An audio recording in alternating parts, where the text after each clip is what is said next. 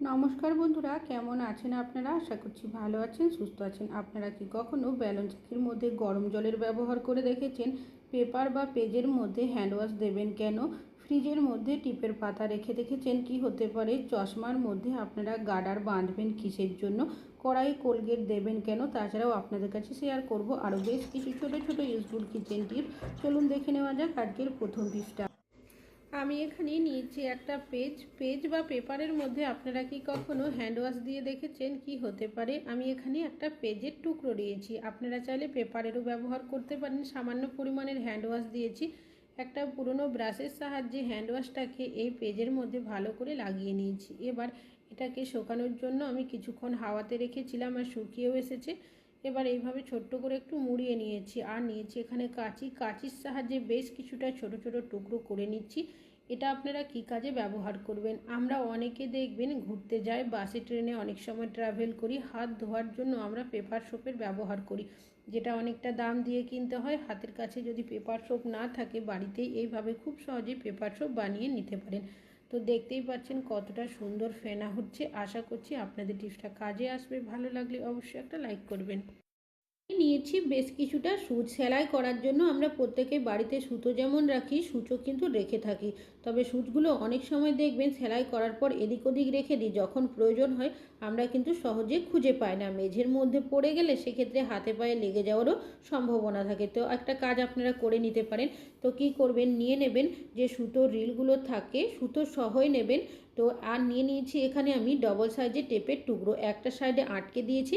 এবার সুচগুলো রিলের মধ্যে এইভাবে পরিয়ে দিয়েছি। আরও একটা টেপের যে ডবল সাইজের টেপ থাকে তার টুকরোকে দিয়ে এইভাবে চেপে দিয়েছি। এবার আপনারা এই সুতোর রিলটাকে যেখানে সুতোর বক্স রাখেন তার মধ্যে রেখে দেবেন। এতে করে কি হবে, যখন সূচের প্রয়োজন হবে এখান থেকে বের করে নেবেন, আবারও এখানে রাখবেন, একটা জায়গার মধ্যে থাকবে, হারিয়ে যাবে না, সহজে খুঁজে পেয়ে যাবেন। এখন চলে যাচ্ছি পরবর্তী টিপসে। আমি এখানে নিয়েছি বেলন চাকি। রুটি বেলার জন্য আমরা প্রত্যেকেই কোনো না কোনো বেলন চাকির ব্যবহার করে থাকি। তবে এই ধরনের যে কাঠের বেলন চাকিগুলো হয়ে থাকে, অনেক সময় রুটি বেলার পর যদি আমরা মাঝে মধ্যে পরিষ্কার না করি, আটা বা আটার গুঁড়ো এমনভাবে লেগে যায় সহজে কিন্তু পরিষ্কার করতে পারি না। অনেক সময় কাজের তাড়া থাকে, হাতের সময়ও থাকে না। সেক্ষেত্রে আপনারা কিছুটা পরিমাণের গরম জল বেলন চাকির মধ্যে এইভাবে দিয়ে দেবেন। দেখবেন যে বেলন চাকি পরিষ্কার করতে আপনাদের অনেকক্ষণ সময় লাগে, সেটা কিন্তু আপনাদের মিনিটের মধ্যেই হয়ে যাবে। গরম জল দেওয়ার কারণে যে আটা বা আটার গুঁড়োগুলো বেলন চাকির মধ্যে লেগে থাকে সেটা কিন্তু খুব সহজেই নরম হয়ে যাবে। হাত দিয়ে এইভাবে আলতো হাতে ঘষে দেবেন, দেখবেন সম্পূর্ণ আটা কিন্তু উঠে পরিষ্কার হয়ে যাবে। তারপর নর্মাল জল দিয়ে ধুয়ে পরিষ্কার করে নেবেন। এতে করে কি হবে, আমাদের কাজটি করতে সুবিধা হবে, এমনকি আমাদের অপেক্ষা করতে হবে না বেশ কিছুক্ষণ। আশা করছি টিপসটা কাজে আসবে। ভালো লাগলে লাইক করবেন। এখন চলে যাচ্ছি পরবর্তী টিপসে। একটা টিপের পাতা। আমরা প্রত্যেকটা মহিলারাই টিপ কম বেশি পরতে পছন্দ করে থাকি। তবে অনেক সময় দেখবেন যখন টিপ পরি, টিপগুলো কিন্তু এইভাবে করে উঠে যায়।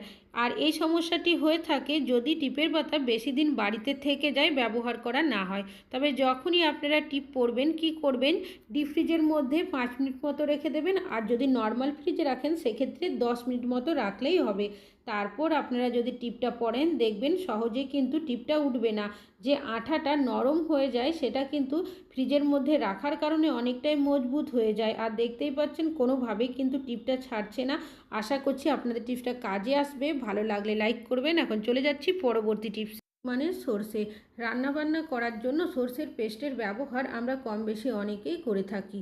তবে যখন আমরা সর্ষের পেস্ট রান্নাতে ব্যবহার করি, সেই রান্না অনেক সময় তেতো হয়ে যায়। সেক্ষেত্রে আপনারা যখনই সর্ষের পেস্ট করবেন সামান্য পরিমাণের লবণ দিয়ে দেবেন। তারপর যদি আপনারা সর্ষেটা পেস্ট করেন, দেখবেন যে সর্ষের পেস্ট ব্যবহার করলে রান্নাটা তেতো হতো সেটা কিন্তু আর হবে না লবণ দেওয়ার কারণে। আশা করছি টিপসটা কাজে আসবে। ভালো লাগলে লাইক করবেন। এখন চলে যাচ্ছি পরবর্তী টিপসে। আমি এখানে নিয়েছি একটা জলের বোতল। আমরা অনেকে আছি যখন বাইরে কোথাও যাই সাথে করে জলের বোতল প্রত্যেকে নিয়ে যায়। তবে সমস্যা কি হয়, যখন দেখবেন এই বোতলগুলো রেগুলার ব্যবহার করা হয়, অনেক সময় দেখা যায় বোতলটা হয়তো ভালো থাকে কিন্তু বোতলের ঢাকনার মধ্যে যে প্যাচটা থাকে সেটা কেটে যায়, যার কারণে জল পড়তে থাকে ব্যাগের মধ্যে। যদি কোথাও নিয়ে যায় সেক্ষেত্রে ব্যাগটা ভিজে যায়, যে জিনিসপত্র থাকে সেটাও কিন্তু ভিজে নষ্ট হয়ে যায়। তো সেক্ষেত্রে একটা কাজ আপনারা করতে পারেন, বোতলটা বাতিল না করে কি করবেন, প্রথমে ঢাকনাটা খুলে নেবেন, সাইডের যে অংশগুলোতে জলটা লেগে রয়েছে আমি প্রথমে মুছে নেব, তারপর এখানে স্যালোটেপ দিয়ে এইভাবে পেঁচিয়ে দেব। আপনাদের কতটা ঢিলে হচ্ছে বা যে প্যাচটা কেটেছে সেই অনুযায়ী কিন্তু আপনারা স্যালোটেপটা লাগিয়ে নেবেন। তারপর যদি ঢাকনাটা লাগান দেখবেন যে ঢিলে ভাব হচ্ছিল বা প্যাচটা কেটে গেছিলো, যার কারণে জল পড়ে যাচ্ছিল, সেই সমস্যাটা কিন্তু হবে না। আর স্যালোটেপটা যখন উঠে যাবে আবারও কিন্তু আপনারা অন্য স্যালোটেপ এখানে ব্যবহার করতে পারেন। এইভাবে করে বোতলগুলো কিন্তু আপনারা আরও বেশ কিছুদিন ব্যবহার করতে পারবেন। আশা করছি টিপসটা কাজে আসবে। ভালো লাগলে লাইক করবেন। এখন চলে যাচ্ছি পরবর্তী টিপসে। নিয়েছি একটা গ্রেটার। আমাদের অনেকেরই বাড়িতে এই ধরনের পুরনো কোনো না কোনো গ্রেটার থাকে, যেগুলো আমরা কোনো কাজেই ব্যবহার করি না, বাড়িতে এরকমই পড়ে থাকে। তবে আপনারা পুরনো ধরনের গ্রেটারগুলো কিভাবে ব্যবহার করবেন, এখানে একটা স্ক্রাবার নিয়েছি। স্ক্রাবারটা গ্রেটারের মধ্যে এভাবে মুড়িয়ে দিচ্ছি। এবার এটা যাতে খুলে না যায় একটা গার্ডারের সাহায্যে আটকে দিলাম। আপনারা চাইলে এখানে সুতো দিয়ে বেঁধে দিতে পারেন বা সেলাইও করে দিতে পারেন। কি কাজে এটা ব্যবহার করবেন চলুন দেখে নেওয়া যাক। বাসন কম বেশি মেজে থাকি, তবে অনেক সময় দেখবেন আমাদের হাত যদি কেটে যায়, হাতে ব্যথা হয়ে যায়, সেক্ষেত্রে বাসন মাজতে সমস্যা হয়। কেন কি, ডাইরেক্ট ভিমবার সাবান, ভিমবার জেল হাতে লাগলে হাত জ্বালা পোড়া করতে শুরু করে। তাছাড়াও আমাদের এমন বেশ কিছু বাসনপত্র রয়েছে, বিশেষ করে দেখবেন কাপ, কফি মগ, এই ধরনের বাসনের বাইরের সাইডটা আমরা ঠিকভাবে মেজে নিলেও ভেতরের সাইডটা হাত দিয়ে ঠিকভাবে মাজতে পারি না, কেন কি হাতটা ভেতরে ঠিকভাবে যায় না। তো সেক্ষেত্রে আপনারা এইভাবে গ্রেটারের সাহায্যে যদি মেজে নেন, সেক্ষেত্রে দেখবেন আপনাদের কাজটি করতেও সুবিধা হবে আর বাসনটাও কিন্তু ঠিকভাবে পরিষ্কার হবে। আর এইভাবে বাসন মাজতে যদি ভাবেন আপনাদের সমস্যা হবে, তা কিন্তু নয়, আমরা খুব ভালোভাবে বাসনটা মেজে নিতে পারবো। তবে আমি এইভাবে বাসন মাজছি বলে যে আপনাদেরও মাজতে হবে তা কিন্তু নয়। যদি প্রয়োজন হয় এইভাবে কিন্তু আপনারা বাসনটা মাজতে পারেন। অনেক সময় হাত কেটে গেলে জ্বালা পোড়া করে, তো সেক্ষেত্রে আপনারা এইভাবে বাসন মাজলে আপনাদের সুবিধাই হবে। তো বাসনটা ধুয়েও আপনাদের দেখাচ্ছি, তো দেখতেই পাচ্ছেন কতটা সুন্দর বাসনটা পরিষ্কার হয়েছে। আশা করছি আপনাদের টিপসটা কাজে আসবে। ভালো লাগলে লাইক করবেন। এখন চলে যাচ্ছি পরবর্তী টিপসে।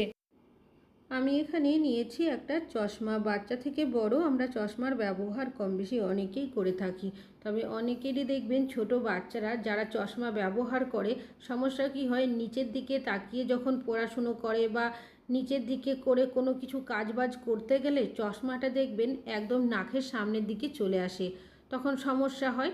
তো একটা কাজ করবেন, আপনারা নিয়ে নেবেন দুটো গার্ডার। চশমার হ্যান্ডেলের মধ্যে গার্ডারগুলো এইভাবে পেঁচিয়ে দেবেন। এতে করে কি হবে, যখন চশমা পরবে কানের সাইডে রাবারগুলো আটকে থাকবে, যার কারণে সহজে কিন্তু চশমাটা নিচের দিকে নেমে যাবে না। আশা করছি টিপসটা কাজে আসবে। ভালো লাগলে লাইক করবেন। এখন চলে যাচ্ছি পরবর্তী টিপসে। সেলাই করার জন্য আমরা প্রত্যেকেই বাড়িতে কিন্তু সূচ সুতো রেখে থাকি, তবে ছোট্ট সাইজের সূচের মধ্যে যখন আমরা সুতোটা পরাতে যাই সহজে কিন্তু পরাতে পারি না। বিশেষ করে বাড়িতে যদি বয়স্করা পরাতে যায় তখন দেখবেন আরোই সমস্যা হয়। সেক্ষেত্রে একটা কাজ করবেন, একটা পেরেক নিয়ে নেবেন আর নিয়ে নেবেন একটা ইলেকট্রিক্যাল তারের টুকরো। তারটাকে এইভাবে ইউয়ের মতো করে একদম চেপে চেপে সরু করে মুড়িয়ে নিতে হবে। যেহেতু ছোট্ট সাইজের সূচে সুতো পরাবো, এবার যে পেরেকটা রয়েছে তার মধ্যে তারটাকে দেবেন আর স্যালোটেপের সাহায্যে এইভাবে করে ভালোভাবে পেঁচিয়ে মুড়িয়ে দেবেন, যাতে করে পেরেক থেকে তারটা খুলে না যায়। এবার আপনারা কি করবেন, যে সূচের মধ্যে সুতোটা পরাবেন সেই সূচটাকে প্রথমে তারের মধ্যে এইভাবে করে পরিয়ে দেবেন। এবার যে সুতোটা রয়েছে সেটাকে কি করবেন, সূচে না পরিয়ে সবার প্রথম আপনারা তারের মধ্যে এইভাবে পরিয়ে নেবেন। তারপর সূচটা ধরে যদি টেনে নেন দেখবেন খুব সহজেই আপনারা ছোট্ট সাইজের সূচের মধ্যে সুতোটা পরিয়ে নিতে পারবেন। আশা করছি টিপসটা কাজে আসবে। ভালো লাগলে লাইক করবেন। এখন চলে যাচ্ছি পরবর্তী টিপসে। আপনারা কি কখনো কড়াইয়ের মধ্যে কোলগেট দিয়ে দেখেছেন? কি হতে পারে, আমরা যখন কড়াইয়ে কোনো কিছু রান্না বান্না করি অনেক সময় দেখবেন কড়াই এইভাবে করে পুড়ে যায়, যেটা কিনা অনেকটাই ঘষা মাজা এমনকি পরিশ্রম করে পরিষ্কার করতে হয়। কি করবেন, দিয়ে দেবেন বেশ কিছুটা পরিমাণের গরম জল, দিয়ে দিলাম সামান্য পরিমাণের বেকিং সোডা, আর নিয়েছি লেবু, 1 চামচের মতো লেবুর রস দিয়ে দিয়েছি, তবে লেবুটা কিন্তু খারাপ হয়ে গেছিলো। আর নিয়েছি এখানে আমি কোলগেট, যে কোনো সাদা ধরনের টুথপেস্ট এখানে নিতে পারেন। এবার একটা চামচের সাহায্যে ভালো করে এটাকে মিশিয়ে নেব। এইভাবে করে রেখে দেবো আমি 5 মিনিটের জন্য। দেখতেই পাচ্ছেন জলটা এখন অনেকটাই ঠান্ডা হয়ে গেছে। একটা খুন্তি বা হাতা নিয়ে নেবেন, সেটা দিয়ে হালকাভাবে ঘষে নেবেন, তাহলেই দেখবেন যে পোড়া অংশগুলো রয়েছে সেগুলো কিন্তু অনেকটাই উঠে যাবে। এবার আমি একটা স্ক্রাবার নিয়েছি, স্ক্রাবার দিয়ে হালকাভাবে ঘষে নিয়েছি। যেহেতু আগে টুথপেস্টের ব্যবহার করেছিলাম, এখানে ভিমবার সাবান বা ভিমবার জেলের কোনো কিছু ব্যবহার করব। তবে আমরা যদি অ্যালুমিনিয়ামের যে কোনো বাসনপত্র সামান্য পরিমাণের কোলগেট দিয়ে হালকাভাবে ঘষে নিই, তাহলে দেখবেন সেই বাসনপত্রের মধ্যে একটা নতুনের মতো গ্লেজ চলে আসে। পরিষ্কার জল দিয়ে ধুয়ে দেখিয়ে দিচ্ছি।